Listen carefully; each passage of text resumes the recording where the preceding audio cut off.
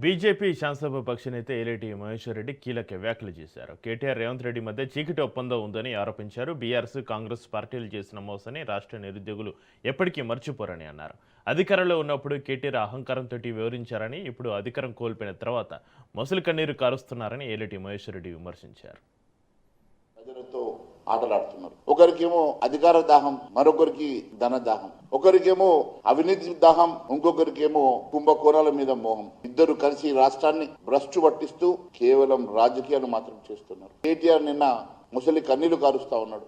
అధికారం కోల్పోయిన బాధ మాత్రమే వెళ్లబోస్తా ఉన్నాడు. ఈ కుమ్మలాటలు, ఈ రాజకీయాలు, ఈ నాటకాలన్నీ కూడా ఒకరికి అధికార దాహంతో అయితే మరొకరికి అవినీతి మీద మోహంతో మాత్రమే వీళ్ళు ప్రజల జీవితాలతో ఆటలాడుతా ఉన్న సంగతిని ఎంత చేస్తా ఉన్నాను. ఈ రాష్ట్రాన్ని లక్షల కోట్ల రూపాయల అప్పులు చేసి దాదాపు 8 కోట్ల రూపాయల అప్పు చేసినటువంటి టీఆర్ఎస్ ప్రభుత్వం అదే బాటలో ఈరోజు దాదాపు 4 లక్షల కోట్ల రూపాయలు కేవలం 2.5 సంవత్సరాల్లో అప్పు చేసిన కాంగ్రెస్ ప్రభుత్వం.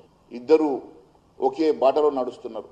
అనేకమైనటువంటి ఇవ్వాల్సిన బకాయిలు అట్లే పెండింగ్ లో పెడతా ఉన్నారు. దాదాపు సింగరేణి మీద 54,000 కోట్ల రూపాయల బకాయి పెట్టి సింగరేణిని పూర్తిగా దివాలా తీపిస్తున్నటువంటి ప్రభుత్వం. 12,000 కోట్ల రూపాయలు ఫీ రీంబర్స్మెంట్ బకాయిల్ని ఇవ్వకుండా విద్యార్థులతో చెలగాటలాడుతా ఉన్నారు. నిరుద్యోగులకు ఇచ్చినటువంటి హామీలు నెరవేర్చక నిరుద్యోగుల జీవితాలతో ఆటలాడుతా ఉన్నారు. లక్షల కోట్ల రూపాయలు చెల్లించాల్సిన బకాయిలు ఒకవైపు, అదే మాదిరిగా లక్షల కోట్ల రూపాయలు తీసుకొచ్చిన అప్పు మరొక వైపు.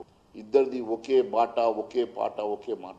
వీళ్ళిద్దరు కలిసి ఈరోజు ఒకరినొకరు తిట్టుకున్నట్టు, ఒకరు చేస్తే ఏడ్చినట్టు ఇంకోరు చేసినట్ల ఇద్దరు కలిసి